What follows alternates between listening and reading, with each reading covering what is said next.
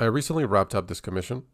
It was a commission that I got off of Instagram, and they basically wanted me to do what I already did with my Cleoide piece with the cat in the snow forest, but they wanted it with their pets.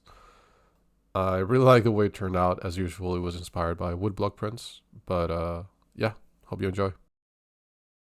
I like using PureRev at all. Everybody that I know uses it. It's super powerful. You can have a ton of images without it slowing your computer down at all. I actually can't remember any time PureRev has ever slowed down my computer, so super impressed by it. One of the things that I really like about it is the layer system. If you press Ctrl J, you will be able to see the hierarchies, which is literally works like the layers in any program you know. So for example, all of these images are within animals. These images are within background. Background is within animals, of course. So you just kind of like select the images, you can put them out, and now foreground doesn't move them.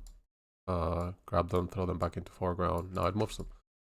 It's very, very convenient. I like to keep my reference very well organized. I generally find that things like research, reference, obviously like laying out the perspective and having like a solid drawing in the beginning. These are things that I have to constantly remind myself to spend more time on because you wanna rush past them, right? You wanna jump straight to the painting, you wanna jump straight to the colors, or you'll think like, oh, it's all right, I will just figure it out later.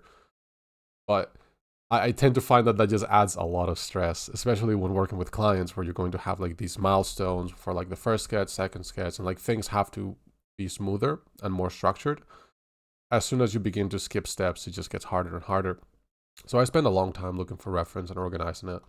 This is actually pretty minimal compared to what I usually do, which is not to say that I usually keep a ton of reference in my file. I actually call a lot of it, but I spend quite a bit of time working on it. Another thing that I really like about it, again, Control J to open the layers, Control G to close them. Another thing that I really like about them is the cropping function. So Control Shift Alt C, and you can crop and recrop any images however you like. If you copy paste it, it retains the same qualities, of course, same properties. The advantage of doing this, as opposed to just taking like a new screenshot and pasting it, is that it's non-destructive, right? So if right now I need a reference for this, but 2 hours later I need a reference for a separate part of the image, right? I'm just gonna move it there.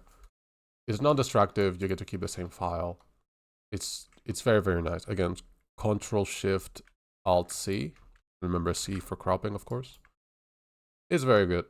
Uh, yeah. So I will be giving some more tips for PureRev, but if you want to jump straight ahead, they have a handbook online that you can read. Yeah, the software is a lot more powerful than most people give it credit for. It's not just a place to dump your references into. You can actually gather stuff. If you want to know text, it's just Control N, right? And you can just kind of select it, change the qualities, whatever you want. Very nice. PureRev is very, very good. Yeah.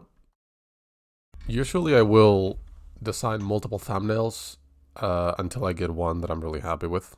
But in this case, because I had my own work as reference, I kind of stuck to my gut and stayed working on the same thumbnail until I had a value structure that I was okay with and just a solid idea of where to take the piece.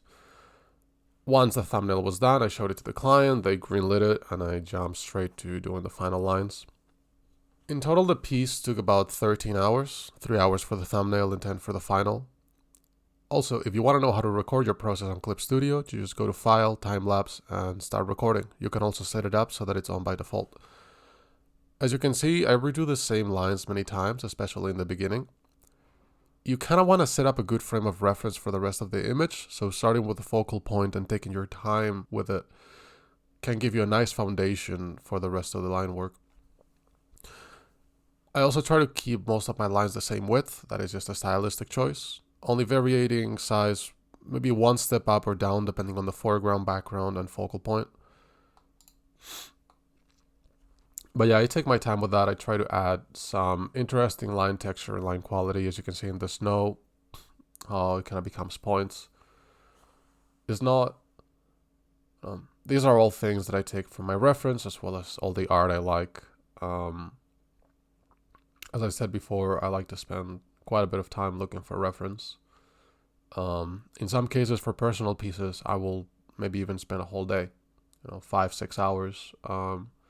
It's kind of gathering stuff and throwing it on PureRef and looking at it until I get like a solid idea. Just a solid story or a composition that I think is appealing. You don't really have to wait for inspiration to come. You can be a little bit more active about it and start looking for reference, start sketching stuff. Now the line work is done, so it's finally time for the flats. I don't think I try to, usually for my bigger pieces, I will have maybe dozens, if not hundreds of layers of flats. Because like I want to have, each dwarf or each character in their own layer so that it's easier to color for later. But for something like this, it's a lot more straightforward. I think maybe I have like 5 or 6 layers of flats here. Because it's not that complicated of an image. Once the flats are done, and I've just kind of usually I don't worry too much about getting the exact right color on the flats. Flats can be whatever color you want and you can edit it later.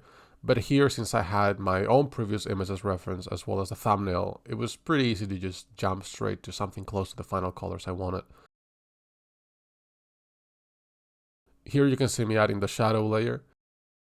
I add them on their own layer folder so that I can add color variation through clipping masks to show like a little bit the reflection or the subsurface scattering or whatever.